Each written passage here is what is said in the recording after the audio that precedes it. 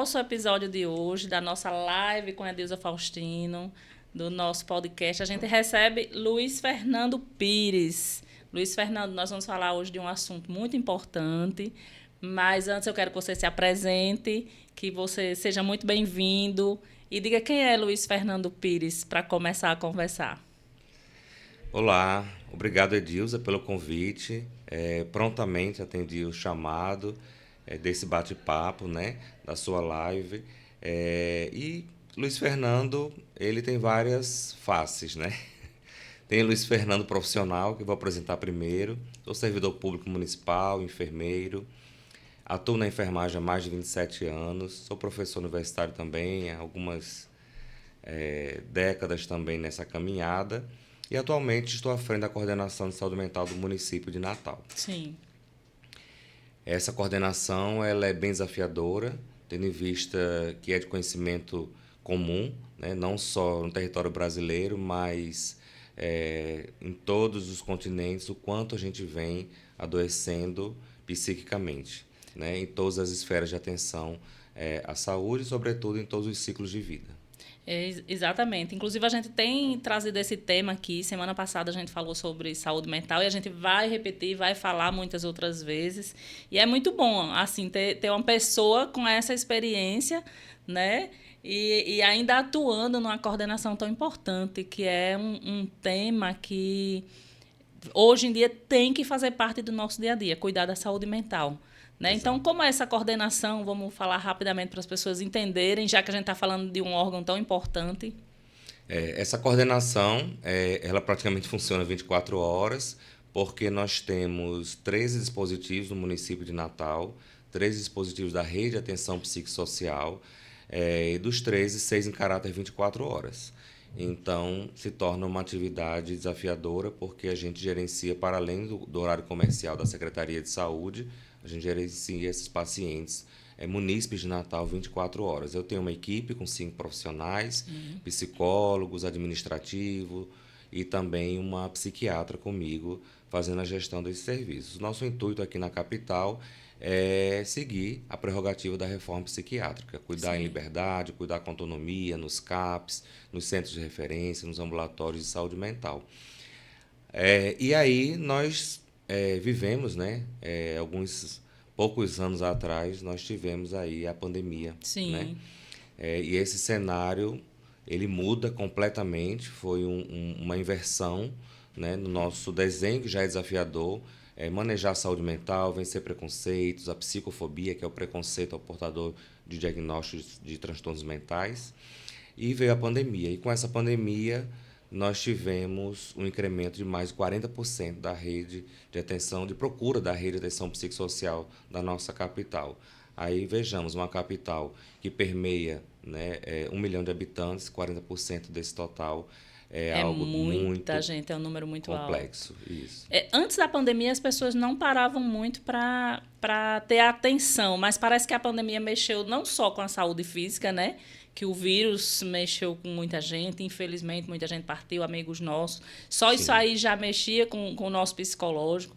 Vinha o medo, né, do novo, ninguém sabia o que era.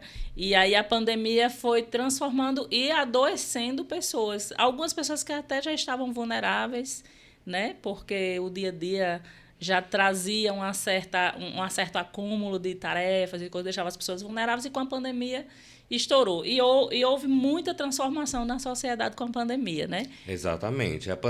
Entendendo que o ser humano é um ser social, né? Um ser do coletivo. Sim. O fato de a gente ficar isolado, sobretudo isolado com medo do desconhecido, né? Daquilo que é invisível, o vírus ali, né? Não é visto a olho nu, e que tinha uma carga letal, por si só já eram 2 patamares de adoecimento. E aí a gente tem que entender o declínio socioeconômico, o distanciamento afetivo das pessoas próximas à sua rede de proteção, né? A insegurança profissional, muita gente perdeu o emprego. Vemos muitos agravos que corroboraram para o que você trouxe em relação à pandemia. Qual foi o lado, se a gente puder dizer, o lado que nos ajudou, né? Não vou nem dizer o termo positivo, mas assim, que nos ajudou a colocar a saúde mental no cenário, no patamar que precisa, de visibilidade, né? Foi essa procura, Sim. foi essa desesperança, né? Foi esse medo da morte e, sim, lidar com as pessoas que perderam seus parentes, né? Esse luto nas famílias. Então, nós tivemos um incremento da rede de saúde mental no Brasil, tivemos um pouco mais de aporte financeiro partindo do Ministério da Saúde para os estados e municípios, Sim. né? A gente ainda vem usufruindo dessa herança, capacitando profissionais, abrindo novos serviços. Então, esse foi o ganho. E como você trouxe, né? Que as pessoas fiquem mais atentas, né? Não Sim. esperem adoecer. Eu sempre falo, vamos tentar trabalhar a promoção à saúde mental e Sim. não o adoecimento psíquico, né? Porque a prevenção ela é muito mais importante e é excelente que você pense assim, até como, né, coordenador, como Sim. gestor, porque a prevenção ela vai trazer benefícios para as pessoas e também menos despesas para os municípios e para os Sim, entes, certamente. porque depois de doente, um paciente vai Exato. custar muito mais do que um que vai se O prevenir. investimento é outro, né? Todo mundo, enquanto gestão pública e mesmo Isso. gestão privada, a gente tem que pensar, né, em minimizar agravos, porque melhora todo o processo, a qualidade de vida da população, da comunidade, rotação de leitos, né, o uso racional de medicamentos e insumos, é isso mesmo. Mas é um desafio diário. Eu já estou nessa caminhada da saúde mental há 17 anos. A minha porta de entrada foi através dos CAPs voltados para tratamento de álcool e outras drogas. Sim. Eu sempre tive afinidade técnica para trabalhar com dependência química e hoje eu estou no nível central, né, na gestão, contribuindo, né, com essa pasta que é tão importante. Com uma carga de experiência que você traz de cuidar, né? De ter esse cuidado, você tem todo o conhecimento, você está no lugar certo. E aí as pessoas que estão em casa e todo mundo da sociedade, quando vê alguém que cuida da saúde mental dos outros, vê que alguém que é gestor, isso é muito, muito comum, ver as pessoas no seu profissional, não vê muito o pessoal, até porque a gente não vai expor o pessoal, né? Mas aí vamos lá, uma curiosidade. A pandemia, para Luiz Fernando. Luiz Fernando tinha essa carga já de cuidar, né? Já tinha essa experiência dos CAPs, já é especialista, já professor universitário. E aí a pandemia também deve ter trazido alguma transformação para você. E aí esse é o tema principal de hoje. Vamos lá para essa transformação, nesse período, o que é que aconteceu. Traga para a gente aqui, que eu já estou começando a me emocionar, porque eu sei da história, mas eu quero que você conte. Pois é, e assim, vindo para cá no caminho, eu também estava fazendo uma revisão, né, nas minhas memórias, e é interessante que a gente, né, vem à tona toda a emoção e todos os desafios e todas as bandeiras que foram necessárias para trazer aqui a público o que vamos conversar hoje, né? E solta a emoção mesmo, porque Isso. uma das coisas boas as pessoas se identificarem, as pessoas verem o que acontece. Claro, lógico. E o que pode ser feito quando a gente está num momento como esse, porque era um momento assim, de pandemia, tô dentro de casa, né? Esse mundo tá todo virado, as pessoas só pensam em morte, não sei o que, aí você pensou em outra coisa, ao contrário. Você pensou em trazer vida para sua casa. Então, você passou alguns desafios e você, durante a pandemia, adotou 2 filhos, se tornou pai. Exatamente. Né? Você cresceu a família aí duplamente, logo assim, né? Conta aí pra gente, como é que foi? Bom, eu e meu esposo, né? Eu sou casado há 10 anos, tenho um companheiro há 10 anos, também enfermeiro, também professor universitário. É importante colocar também a profissão dele aqui, porque nós vivemos duplamente a pandemia. Sim. Na pandemia, nós voltamos a trabalhar, o chamado, né? O chamado mundial da enfermagem foi também atendido pela nossa família. Nós fomos para os hospitais de campanha, né? Nós fomos atuar nas UTIs. Isso tem um complemento na história que eu vou trazer, porque eram vários desafios ao mesmo tempo, que se a gente fosse racionalizar, talvez não colocasse em prática. Mas nada acontece por acaso, e eu sou uma pessoa que sempre fui muito otimista. Por mais obstáculos, desafios que a gente tenha na vida pessoal, profissional, eu não eu acredito que as coisas vão acontecer de E forma sempre tem melhor no dia seguinte. algo de bom para vir. Exatamente. Bom, a nossa história com relação à adoção, a nossa família, ela acontece antes da pandemia, né? Em 2018, nós nos tornamos habilitados, estávamos no processo de habilitação entre 2018 e 2019 e nos tornamos oficialmente habilitados. E para quem não conhece o processo de adoção, ele tem um caminho, né? Sim.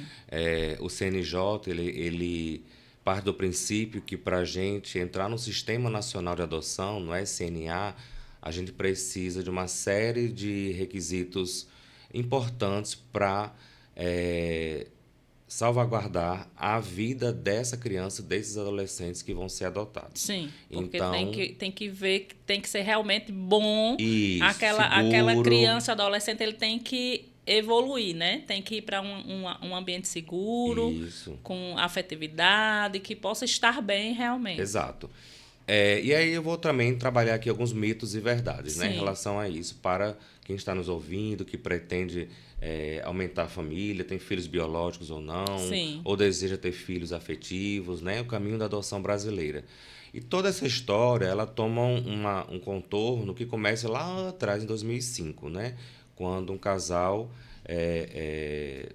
de dois pais, né, no Rio Grande do Sul, eles pretendem ter filhos, têm filhos, mas eles entraram com aquele processo, né, para validar. Agora Sim. não, agora é um processo natural de direito a qualquer cidadão brasileiro que tenha mais de 18 anos, goze da sua sanidade mental, tenha boa saúde física e tenha um emprego que minimamente possa comprovar que pode sustentar, alimentar, ter uma moradia digna. Mas o principal é que ele tenha vontade de ter, né, ele ou ela ou eles tenham vontade de ter filhos, né, de compartilhar amor, né, é uma Sim. troca, é uma relação que vai ser construída por toda a vida terrena, né.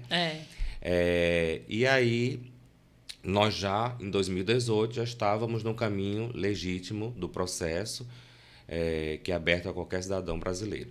Então, esse exemplo que você deu aí em 2005 já foi a primeira, digamos assim, os pioneiros de adoção, que abriram o caminho para pais homoafetivos. Sim, exatamente. Então, já existe eles abriram o caminho, existe hoje legitimidade no Brasil para isso, era o que você estava explicando agora. Exatamente. 2012, né? 2012 começa a se fundamentar, 2015... já está totalmente legítimo o processo de adoção por qualquer pessoa. Sim. Né? Casais homoafetivos, mãe solo, pai solo, casais heterossexuais. E isso vem nessa configuração que eu falei anteriormente. Sim. Né? Que tem sanidade mental, que tem condição de saúde, uma condição clínica, né? Que possa acompanhar seu filho, né? O desenvolvimento desse filho até que ele fique independente, e que tenha uma renda mínima que possa sustentar seus filhos. Esses pré-requisitos são para qualquer pessoa? Para qualquer pessoa, certo. Independente de condição de gênero e se é um casal ou se é uma adoção solo, né? Sim. Como a gente chama hoje. Sim. Bom, e aí nós fizemos nosso cadastro, caminhamos com toda a documentação, tudo ok, e vamos para algumas questões do nosso perfil. Sim. Quando você vai colocar no sistema, você preenche um questionário psicossocial na vara da infância da sua comarca, a vara da infância do território que você mora. Sim. E você precisa ter um parâmetro, né? Porque é um cruzamento de dados num sistema de computador, sistema de informática, né?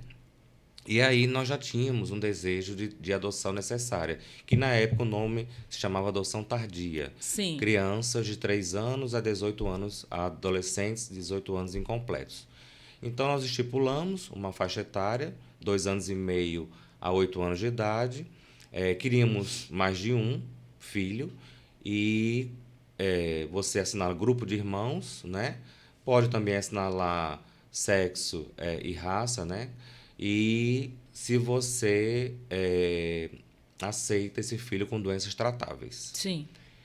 Esse questionário, a grosso modo, ele parece segregar, né? Parece que você está selecionando um produto. Porque você está fazendo um filtro. Né? Mas não. É muito importante que as pessoas entendam que não. na verdade, é para que você seja fiel ao seu perfil. Sim. Porque a gente não pode romantizar ter filhos biológicos ou afetivos. Né?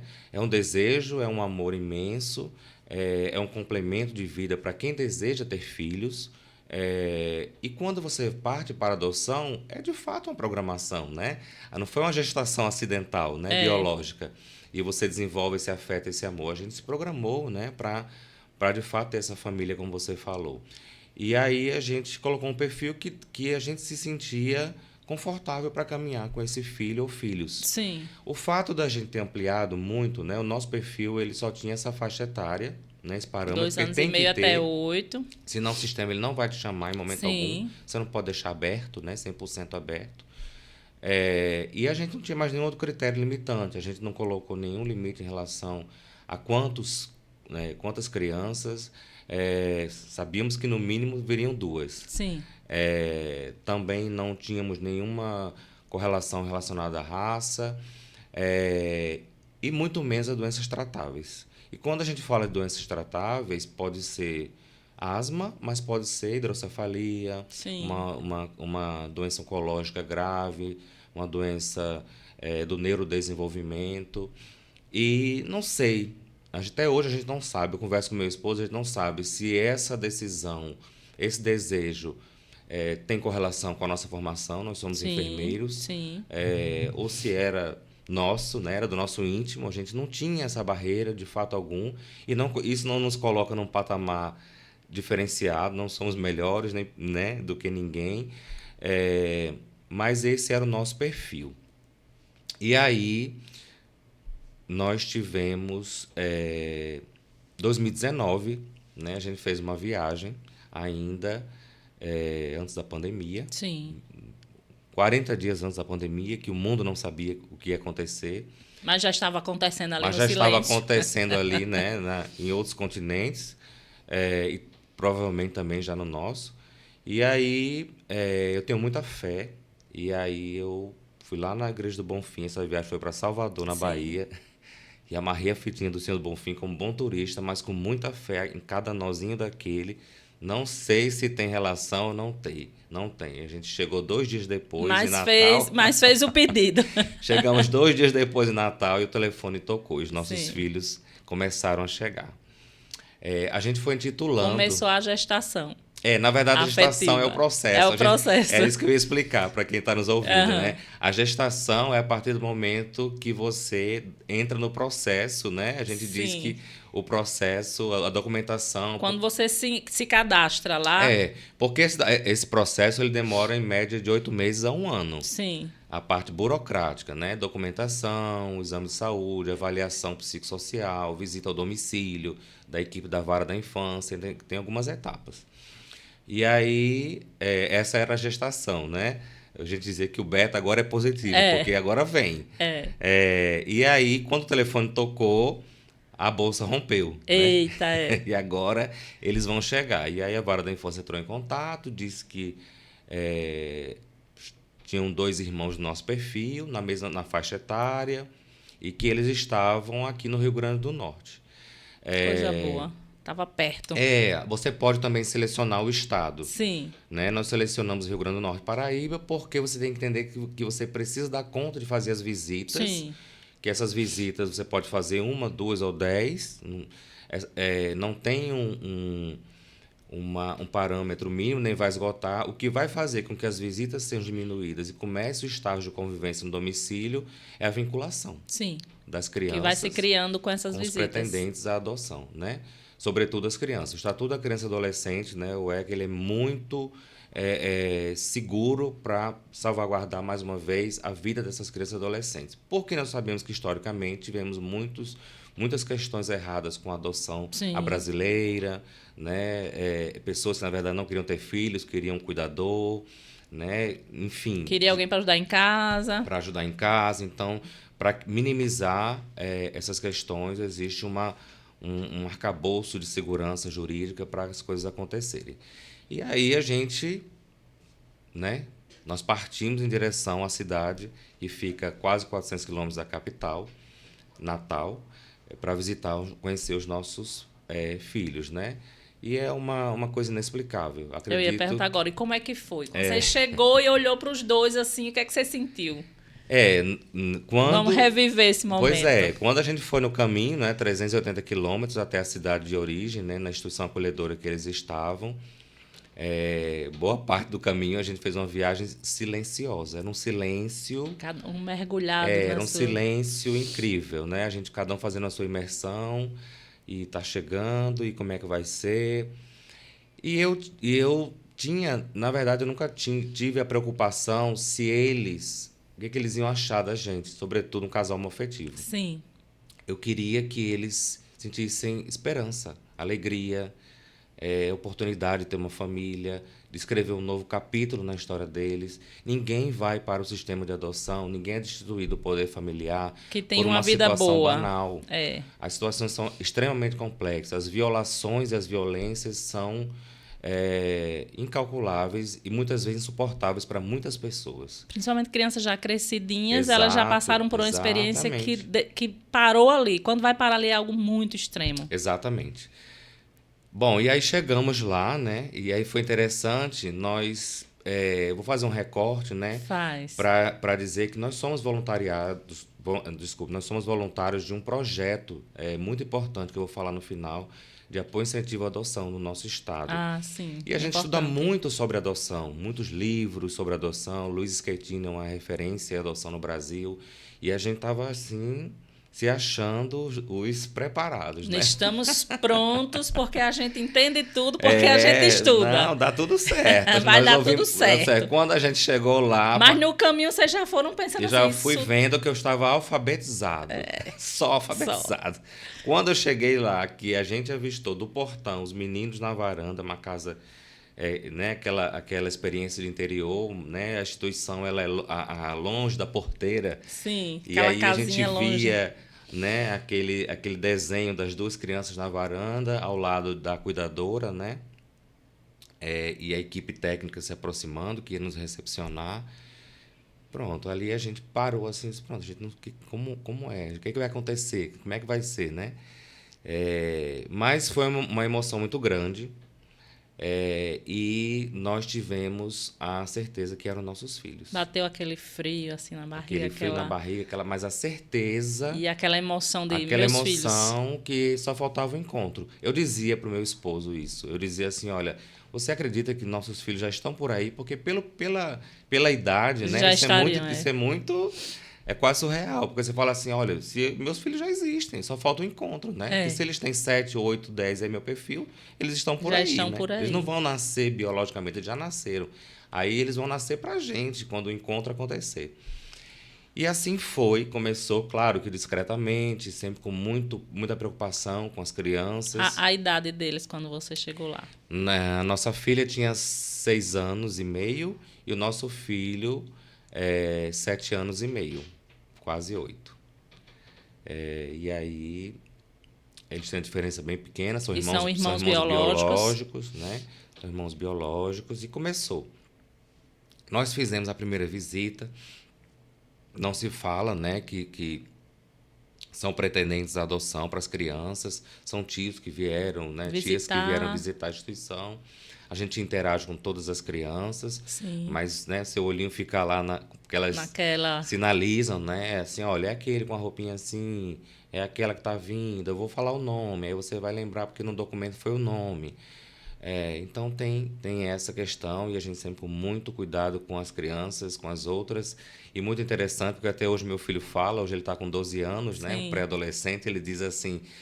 Pai, eu fiquei tanto tempo com ciúme daquela criança que passou o tempo todo sentado no seu colo na visita. Então ele já tinha encontrado o pai dele também. Só que... Ele não sabia, ele mas não sabia. Já sentiu alguma coisa. E aí que coisa linda. Tem esses encontros. Aí, Edilza, essa caminhada começou e a pandemia chegou de vez, né, no Brasil, no nosso estado, né, e tudo parou. Tudo parou nas nossas vidas angústia. E tudo parou no nosso processo de adoção. Sim. Tem um recorte também importante que nós fomos o primeiro casal homoafetivo independente da pandemia, e depois tem a pandemia, então 2 vezes, né, uma condição inédita para essa Sim, comarca, sim. com essa nova configuração que estava da comarca. A equipe psicossocial, o próprio juiz, era uma equipe toda nova, Sim. e eles pegaram esse primeiro caso, né, de 2 pais pretendentes à adoção e que né, estavam em processo de adoção na pandemia. E quando todo desfecho aconteceu, nós nos tornamos aí um caso inédito que veio ajudando na pandemia muitas outras famílias. Então, vocês deram assim... Vocês trouxeram um exemplo, meio que precursores nessa época, né, de algo que Exato. no momento ninguém ia pensar que na pandemia estariam 2 pais querendo adotar 2 crianças, né? E No também, momento que as pessoas se isolavam. isso, e tem uma outra questão, né? O jurídico, ele não tinha o plano B, ele não tinha como fazer a aproximação se não fosse presencial. Sim. O remoto foi um advento também para eles, né, que Como em tiveram tudo, que usar, né? Como em tudo. A gente não usava Isso, muito. mas só que na justiça tem todo um receio como usar isso. Até que depois isso Foi não se naturalizou. banalizando. Até hoje as E audiências hoje, são todas assim. mas tinha essa preocupação, se estão gravando, o sigilo, né?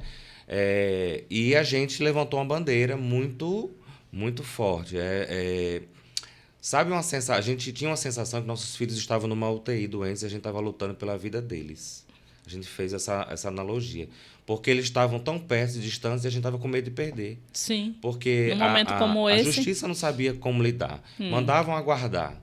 Nós somos enfermeiros, trabalhávamos no hospital de campanha em pandemia. Isso não vai acabar tão cedo. As crianças não podem aguardar. Como é que a gente vem visitar? Começa um ensaio, tinha um trabalho psicossocial, de família diferente, com pedagogo, com psicólogo, com assistente social. Olha, aqueles 2 tios querem ser papais de vocês. Tinha todo um trabalho e que, de repente, 40 dias um silêncio. 40 dias. Aí bate uma angústia. Uma angústia. Porque eu só... É como se estivesse numa UTI e vocês não pudessem visitar, não tivessem acesso. E sem os filhos saberem que nós estávamos ali do outro lado da porta esperando por eles. Né? Eles já passaram pelo abandono biológico. Será que eles estão na cabecinha deles? Eles não vão vir mais? Né? Que angústia. Porque eles não entendiam a pandemia, eles não entendiam o vírus, não entendiam nada disso. Né? O conhecimento de mundo deles era muito diferente, né? Por falta de estímulo, por todas as deficiências que eles tiveram. Até isso era difícil de compreender na época, né? Sim. E aí nós travamos, então, uma batalha jurídica. Nós começamos a estudar mais. O jurídico não estava preparado, pelo que você disse, como era o primeiro caso na comarca e ainda em tempos de pandemia, não sabia o que fazer. Aguarde. Eu sou uma pessoa muito pragmática e sou muito... Se tem que fazer, vamos atrás. Eu não espero acontecer, eu faço acontecer. E aí eu falei, nós vamos estudar e vamos fazer a nossa defesa. E aí nós fizemos a nossa defesa jurídica com pretendentes à adoção e pedimos as visitas virtuais. Sim. E foi autorizado. Com uma série de cuidados. No começo, com só 15 minutos, uma vez por semana, sob supervisão de um profissional da instituição acolhedora, para saber o que a gente estava falando, né? Tem todo esse cuidado.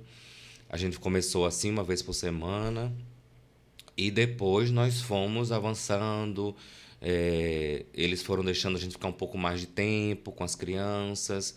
Momentos a gente ficava sozinhos, as crianças no vídeo, né? Sim. Sem a presença dos outros profissionais até na sala, para se soltar, vínculo, né? para a gente poder falar coisas íntimas, de vínculo de família.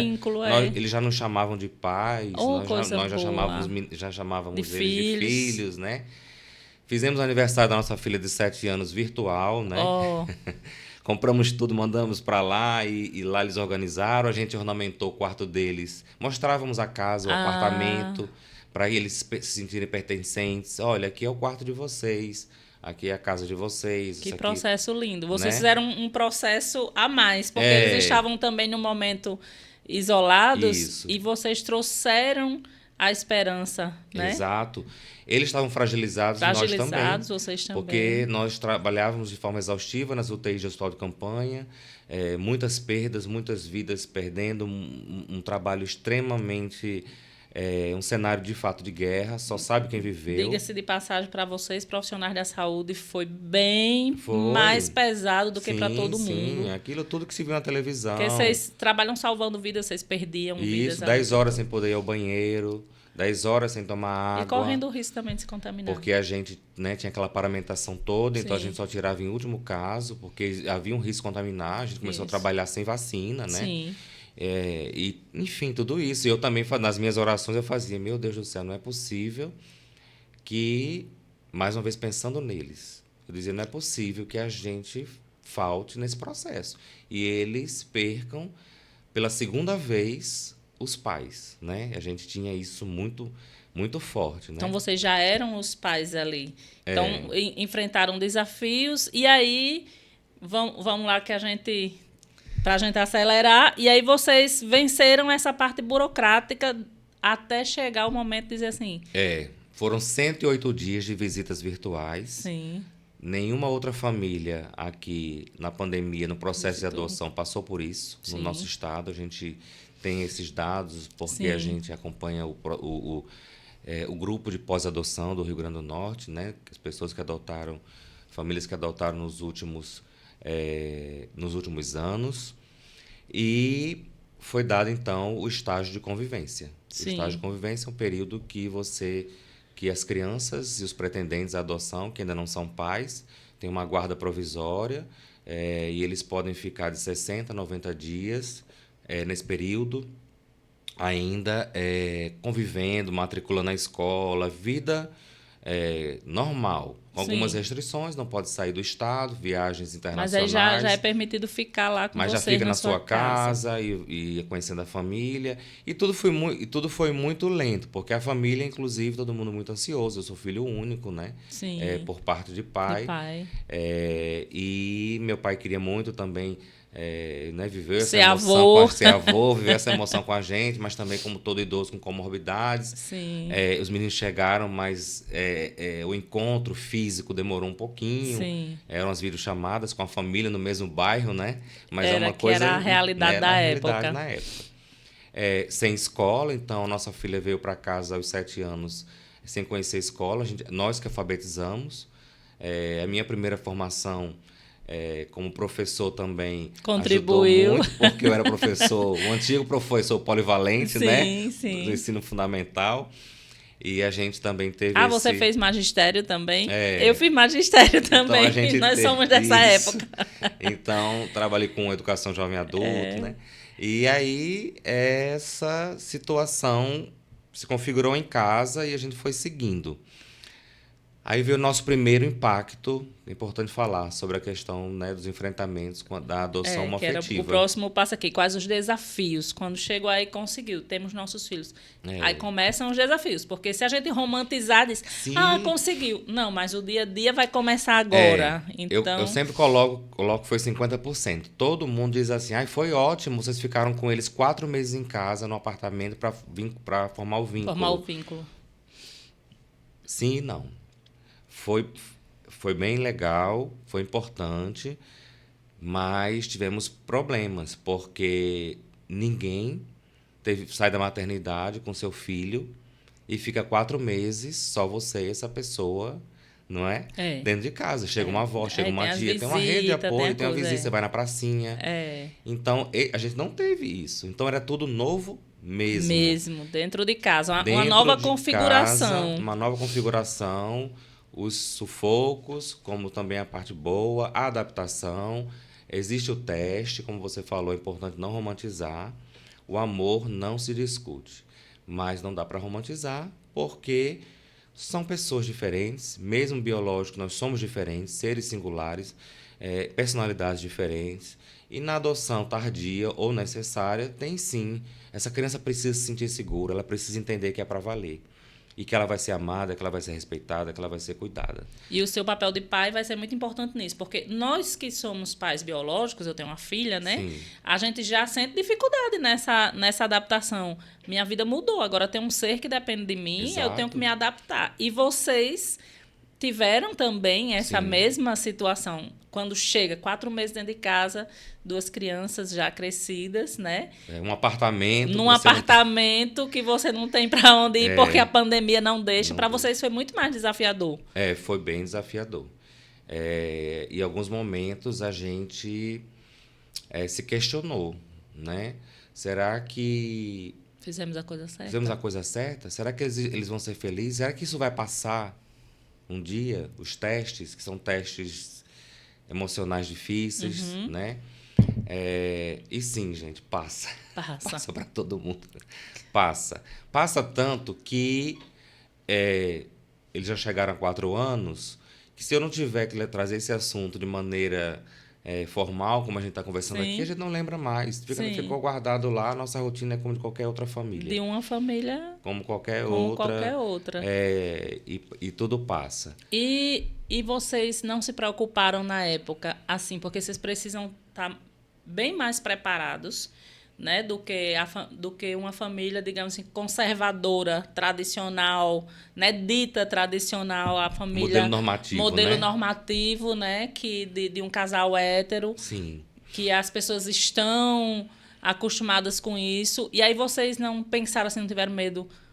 Eles vão sofrer algum tipo de preconceito? Como é que eu vou trabalhar isso com eles? Vocês passaram por esse medo também? Mais ou menos. Eu me reconheci, né, e me assumi homossexual nos anos 90. Eu já tive uma carga mais difícil do que a do meu esposo. Sim. E menos difícil do que outros Que virão. que vi do passado, Sim, né? do passado. Porque meu esposo é 18 anos mais novo do que eu. Sim. Então, ele já é de outra geração.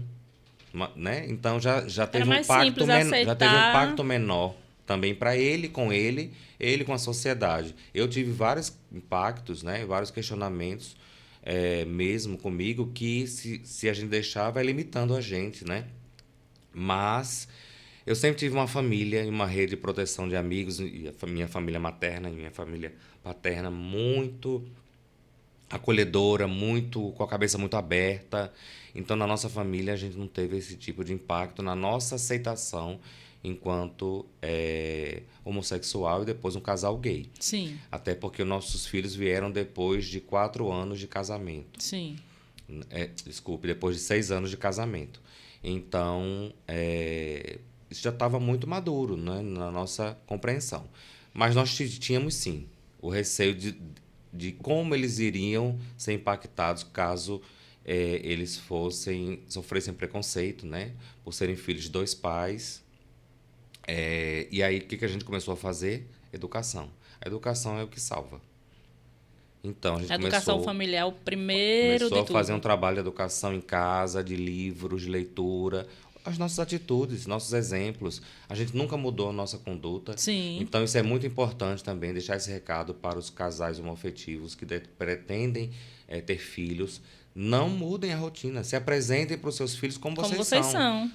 Troquem beijos, carinhos, abraços, durmam na mesma cama, como qualquer família, qualquer casal. É um erro você querer mostrar que são 2 amigos ou 2 amigas e depois querer apresentar como casal, porque aí sim as crianças vão ficar confusas. Você vai criar uma situação. Então a gente fez, claro, no momento tinha horas que eles achavam, mas por quê? Vocês não têm uma esposa. A gente ama vocês, os 2 papais, mas assim... Cadê a mamãe? Cadê a mamãe? Principalmente a nossa filha, né? Sim. Ela não tem a figura feminina na casa, né? São 2 pais, um irmão e ela. Então, isso a gente foi vencendo no dia a dia, com apoio psicológico, com acompanhamento psicológico no pós-pandemia. Muito importante. Muito importante. Até hoje nós temos para todos, né? Para a família. E também buscamos, quando eles foram para a escola, na abertura da pandemia, buscamos uma escola que trabalhasse a questão da família, né, focasse na família e não no Dia dos Pais, Dia das Mães, Dia da família. né, o Dia da Algumas Família, uma escola escolas. aberta, que tivessem outras famílias como a nossa, e encontramos isso e nos ajudou muito, Bom, muito né? bom. Eles tiveram, sim, algumas abordagens, mas, por incrível que pareça, não das crianças e dos adolescentes. Eles não tiveram nenhum problema até hoje com o grupo social deles. Hoje as crianças e adolescentes estão muito mais evoluídos do que a gente. Isso. Inclusive, um dia minha filha chegou da escola, o ano passado, ela disse, pai, a minha colega disse assim, eu soube que você tem 2 pais. A gente já fica com a orelha em pé, né? Será que vai vir Sim. uma coisa para a gente ajudar ele a lidar com preconceito ou qualquer outra situação? Eu disse, foi, filha, e aí? Ela disse, poxa, você tem 2 pais e eu não tenho nenhum. Ou, Então, assim, foi muito legal essa fundamentação de tudo que a gente vem trabalhando com eles para entender que o importante não é a questão da unidade do par e do gênero. É isso, aquele lá tem harmonia, tem não é uma amor. figura. Não é a figura, É como aquela conjunto. família é construída, né? Qual é a relação, o que se pretende construir no dia a dia. E nossa vida mudou completamente, eu mudei minha vida profissional, meu esposo também, nossa rotina. A gente priorizou muito momentos que a gente sabe que cada dia tem sido mais difícil na vida contemporânea para as famílias, então a gente sempre tenta fazer pelo menos 2 ou 3 refeições à mesa, o café da manhã, a janta ou o lanche da tarde. Se não dá naquele dia, tenta compensar no outro. Pegar na escola, a gente sempre vai deixar ou pegar, a gente não deixa 100% a critério de Sim. transporte escolar ou qualquer outro. A gente evita terceirizar processos, né? Mas sem julgamento, a gente sabe que cada família tem a sua configuração, porque a gente queria viver isso mesmo, fazer a tarefa de casa com eles, É ficar... porque cada um tem sua compreensão de família. E a compreensão de vocês de família é essa. Fazer as essa. crianças se sentirem bem e ter a presença de vocês. Exatamente. Né? Presença como pais. Não tenho uma mãe, mas eu tenho 2 pais que cuidam de mim. Isso, Não é isso? isso. E aí a gente estava falando um pouquinho antes, você disse assim que o jurídico, o mundo jurídico não estava preparado. E aí vocês tiveram alguns digamos assim, percalços nesse caminho jurídico após a adoção? Tivemos, Edilson, assim, não com o jurídico, com o processo da adoção, Sim. né? Isso foi todo muito respeitoso, muito inclusive, rápido. Sim. Né? Todas as respostas, os prazos foram atendidos. E aí nós tivemos quando a gente começou a viver, da porta da rua para fora, pós-pandemia. Né? Nosso primeiro grande dissabor, né? Foi o momento que a gente levou a documentação deles, certidão de nascimento, né? Toda a documentação deles, o parecer do juiz para adoção, até o órgão que nós iríamos emitir a nova carteira de identidade dos nossos filhos, né? E nós tínhamos os documentos deles. Sim. Com os nomes dos genitores, né? Sim. A gente recebe a documentação com o nome dos genitores, né? E depois os pais por adoção vão às instituições mudar esses documentos. E aí tivemos esse primeiro impacto de onde a gente achou que não teria, que foi o simples fato de fazer um RG. Se todo o processo de adoção foi validado, se é legítimo, né? Como Existe uma determinação judicial, né? De 2015 para cá isso ficou muito fortalecido. 2018 também teve outro aporte do pai solo, mãe solo. E ao fazer o documento, a gente esbarrou aí nos profissionais que nos atenderam, foram bastante preconceituosos, e também no sistema dos computadores, que não aceitavam colocar filiação de dados pai e pai, né? Então, a proposta, inclusive, do órgão foi colocar, escolha o nome de um dos pais e eu boto mãe desconhecida. Eu disse, não. Como não, assim? Não. A genitora deles, que não é a mãe, é a genitora, ela é conhecida. É conhecida, tá aqui o documento dela, né? E os pais estão aqui, vivos na sua frente. São 2 pais, não é meio pai nem um pai. São 2 pais. Nós adotamos. Nós temos união estável, né? Nós somos um casal, nós somos uma família. E se nós estamos com filiação pai e pai na certidão de nascimento, não entendi qual foi a limitação ali naquele processo. Mas demorou umas 2 horas De convencimento de e convencimento, e um que chama outro, que chama o superior, que chama o chefe geral, que liga para a central, que vai, acontece, e saímos de lá com os documentos, né, o RG lá, filiação, pai, né, dos nossos filhos. Depois fizemos plano de saúde deles, né, e no primeiro atendimento do meu filho, o painel do hospital, né, um atendimento de pronto-socorro pediátrico, não atualizou os dados e saiu o sobrenome da família biológica. Sim. Isso para quem está no processo, né, De mudança, de transformação. é muito impactante. Né? Ele não queria, inclusive ele teve uma crise de ansiedade e disse que não quero mais ser atendido porque eu não sou essa pessoa que estou chamando aí. Então, assim, né? Os órgãos não estão preparados. Não estão preparados. Tivemos também na escola, com documentação. Aos poucos tudo foi sendo resolvido. Tivemos em fila de aeroporto na nossa primeira viagem, né, para que eles conhecessem a família que mora em outro estado e que não tinha a nossa fileira. Tinha a mãe com o bebê no colo, pessoas com deficiência física, idosos, e eu estava numa fila comum com uma criança de 7 e 8 anos e que não nos deram prioridade naturalmente. Mas Sim. eu fui buscar a prioridade, Você fui buscar o direito. Uma coisa legal é que você vai abrindo caminho para quem vem depois. Exatamente. Eles embarreiram, colocam ali um obstáculo para você dizer, peraí, vamos tirar esse obstáculo, que a coisa não é assim que acontece. Isso, com trabalho mesmo de educação, com muita tranquilidade, com muita tranquilidade, como cidadão de direitos de ir e vir, né? Isso é perfeito que você está fazendo, porque o que você mostrou aí é que se criam políticas públicas, porque quando criam uma lei, dando possibilidades, né, tornando legal uma situação, cria uma lei e está ali no papel, mas não se tem o treinamento e não se estende essa política pública para todos os órgãos por onde aquela criança vai passar. Sim, por onde essas famílias vão conviver na sociedade. Vão conviver. Né? O que vão consumir serviços públicos, vão consumir serviços privados, vão viver na cidade, vão ocupar a cidade. Né? Isso é uma realidade. E o Estado, né? Isso é uma realidade, gente. A gente tem que tratar com muita naturalidade. Né? Inclusive, quando eu estava conversando com algumas pessoas e falando do tema de hoje, eles disseram assim, vai ser polêmico. Eu disse, não vai ser polêmico. Vai ser natural, a gente vai tratar de uma realidade que pessoas precisam ver, sim, que é possível, sim, que pode se tratar com muita tranquilidade. E você foi abrindo, que bom que tem vocês, né, para ir abrindo esses caminhos. E aí eu imagino também, uma coisa que me ocorreu aqui, no pós-pandemia, agora é polêmico, veio uma época extremista. Sim. Né? Uma época extremista em que as pessoas começaram eu acho que a pandemia mexeu com isso também, que as pessoas começaram a pensar muito lá no extremo. Sim, porque gays e não sei o que, começaram assim, uma discriminação que até estava deixando de existir, voltou.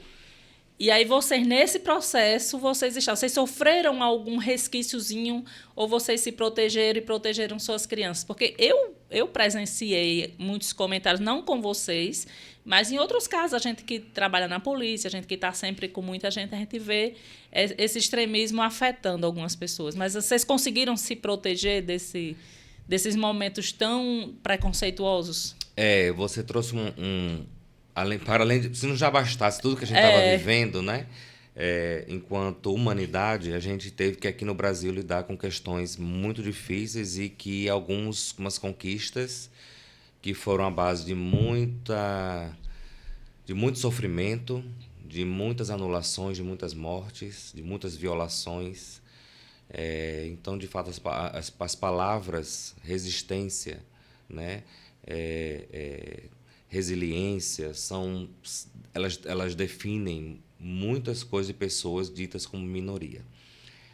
E que esse nome também daqui a pouco vai se transformar, porque não tem menor nem maior de pessoas que são diferentes do modelo que a sociedade ainda vem estipulando, também daqui a pouco deve Concordo acabar. com você. Enquanto a gente chama de minoria, a gente está Isso. chamando de pequeno. E Pequeno não é e pequeno, é colocando. igual, está no Se mesmo patamar. você tá na condição de minoria, você, de fato, você vai receber menos É, do que os outros. E é, não é isso. O meu imposto é igual ao seu, o meu trabalho é igual é. ao seu, tenho 2 braços, 2 pernas, né? O que eu faço de certo é validado, e o que eu faço de errado eu vou cumprir da mesma forma, né? Juridicamente, como qualquer pessoa que erra. Então, não tem menor nem maior. Mas nós tivemos, Edilza, não relacionado à agressão, à verbalização de preconceito, de assédio social, mas nós tivemos no trabalho. Sim, E aí, quando você começou a tocar nesse assunto, eu me lembrei disso, que foi muito complexo e importante se dizer, para que as pessoas se preparem, os casais homoafetivos. E olha que a gente estava bem embasado, com muita documentação, com tudo, mas precisa ficar atento a algumas questões. O preconceito velado, ele, ele sempre vai existir. E maneiras de atingir pessoas, né? Todo dia existe criatividade para isso. Meu esposo, na época, eu sou servidor público, então não tive o menor problema de gozar da minha licença adoção. É importante que todos saibam que a licença adoção é para o casal, os dois têm direito. sim. Diferente da licença maternidade, que biologicamente é dada Para a mãe. para a mãe, e o pai tem alguns dias de licença de acordo com o vínculo de trabalho dele, qual o regime que ele trabalha, Isso. não é? Na adoção, ambos têm direito à licença, né? Junto ao INSS, e quem trabalha na iniciativa pública, né, quem é estatutário, também junto ao seu órgão, sem problema algum. Então, eu não tive problemas. Mas meu esposo, na época, trabalhava na iniciativa privada. E ele... as pessoas sabiam, né? A questão da gestação afetiva. Todo mundo sabia. Todo mundo sabia, né?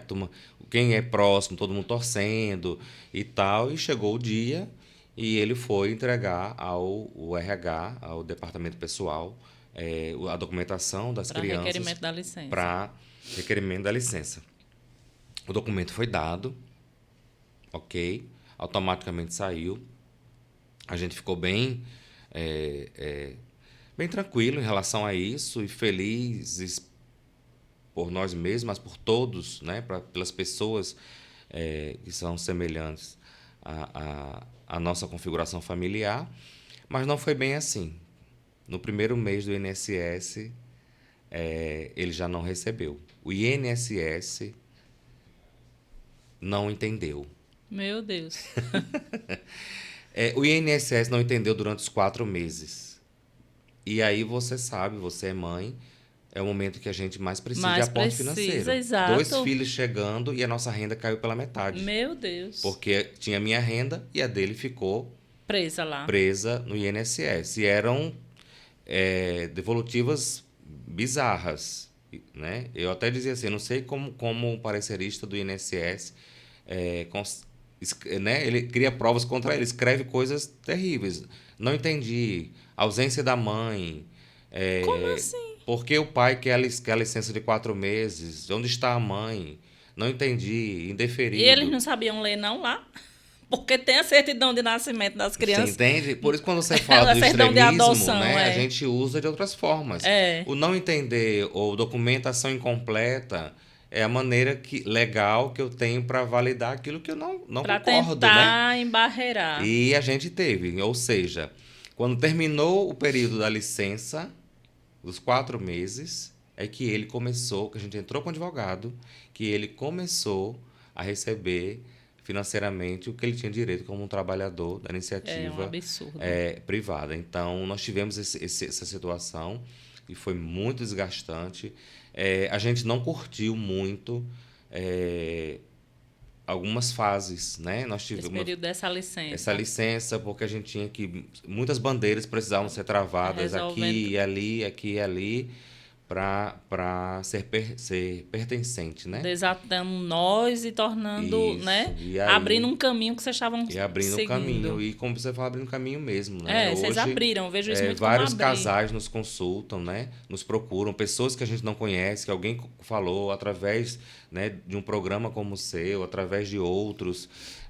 As pessoas chegam até a gente nas redes sociais e pedem ajuda, e tudo isso que eu estou trazendo aqui, a gente vai ajudando novas famílias a legitimarem as suas famílias, né? E A aí, gente não quer nada além do que direitos iguais para todos. e aí, com tudo isso vocês passaram, aí vocês contribuem, com tudo que vocês aprenderam, vocês contribuem com o Projeto Acalanto. Exatamente. Vamos falar o que é esse projeto, rapidinho, pra gente... O Projeto Acalanto Natal, ele existe há 25 anos na nossa cidade. Sim. Ele é pioneiro no Nordeste. É uma ONG, uma instituição que apoia pretendentes à adoção, apoia famílias que adotaram, apoio psicológico, apoio social, tem um engajamento, a maior base do Acalanto é o engajamento das crianças que ainda não foram adotadas, sobretudo os adolescentes, as crianças com comorbidades, que a gente sabe que infelizmente ainda é um perfil pouco procurado no nosso país. E então nós somos voluntários do Projeto Acalanto Natal. Hoje nós conduzimos com uma equipe de psicólogos o grupo Pós-Adoção do Rio Grande do Norte, que surgiu na pandemia, via WhatsApp, lives, e hoje ele é presencial, uma vez por mês. A gente tem um encontro para se acolher, para ajudar aquela família que está passando uma situação mais difícil de vinculação, os altos e baixos do viver, independente do tempo que você já configurou sua família, quem chegou a um mês, quem está com seus filhos há 10 anos. Então, a gente tem esse trabalho. Temos um trabalho muito importante de apadrinhamento das crianças que estão nas instituições acolhedoras e adolescentes. Em Natal são 4 Sim. instituições acolhedoras, entre ONGs e instituições públicas do município. E quem quiser conhecer um pouco mais do Acalanto Natal, segue lá no Instagram, @acalantonatal, né, que a gente tem apoio jurídico, o que eu preciso, que documentação eu preciso para entrar no Sistema Nacional de Adoção, né? Porque nós temos também o apoio, né? Tem o www.cnj.jus.br, onde você vai ter lá a lista completa de documentação e para você poder se tornar um pretendente à adoção. Mas o trabalho do Acalanto, para além de um trabalho, é uma família de acalanto, de afeto, de desejo que crianças e adolescentes encontrem novas possibilidades e configurações familiares. Que coisa boa. E essa é a nossa missão também, né? Além de pais, como voluntários. E a nossa vida, eu digo que a minha vida ela começou a fazer mais sentido quando os meus filhos chegaram. Chegou um momento que eu me questionei. Eu disse, será que eu vou só trabalhar, ajudar o próximo, pagar a conta e voltar para casa e viajar? E tinha um vazio existencial no meu coração, que era chegar em casa e escutar pai. Pai, papai. E hoje esse sonho foi realizado, né? E a gente vem caminhando com muita harmonia e desejando que mais crianças encontrem seus lares a chance de escrever um novo capítulo na história que foi interrompida ali, né? Não por elas, mas por quem as gerou, né? E por motivos variados não puderam seguir com com essa missão, com essa entrega de ser pai e mãe, que é uma missão sublime, mas não é para todo mundo e que as pessoas precisam entender isso também.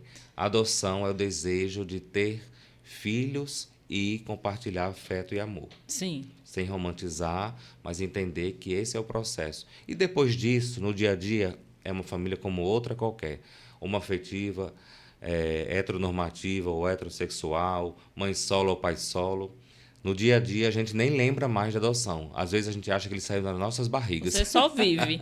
Então, eu ia perguntar que você consegue dizer assim, qual a maior vitória disso tudo, dessa sua experiência? Acho que a maior vitória disso tudo é ver que eu tenho 2 filhos hoje felizes, seguros, dormindo a noite toda, porque eles não dormiam, tinham medo. Sim. Alimentados, cheios de amor, com a certeza que são amados por muitas pessoas que nos cercam. Família, amigos.